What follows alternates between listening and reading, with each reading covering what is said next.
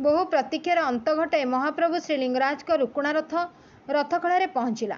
बाहुड़ा यात्रा महाप्रभु गत 2 दिन धरी रथ उपर महाप्रभु निकट एवं रथदाण्ड रात्रि यापन करने पर महाप्रभु श्रीलिंगराज महाप्रभु श्री दोलगोविंद एवं माँ रुक्मिणी देवी महाखड़ा पहुँची।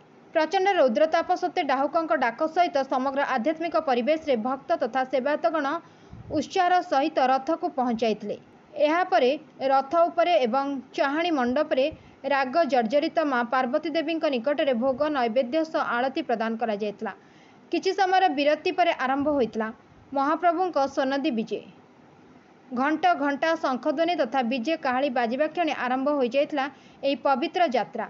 एथिरे श्रीक्षेत्र पुरी धामर आसीथिबा ओडिसी गुरु एवं नृत्यशिल्पी विभिन्न अंगभंगी सम्मिलित ओडिसी नृत्य अत्यंत आकर्षणीय थिला।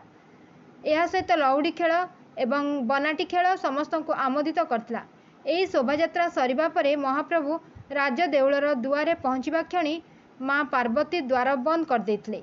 यापर वचनिका प्रदान सह महाप्रभु श्रीलिंगराज माँ पार्वती को आगामी अक्षय तृतीय आरंभ होबाकु थिबा चंदन यात्रा रे तांको सांगरे पवित्र बिंदुसागर पुष्करिणी को नेबाकु प्रतिश्रुति देबा परे माँ कबाट खोलिथिले।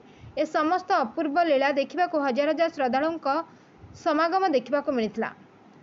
यापर मंदिर रे महादीप उठिबा सह अन्य नीति बढ़िथिला। Bureau report Ekamra news agency.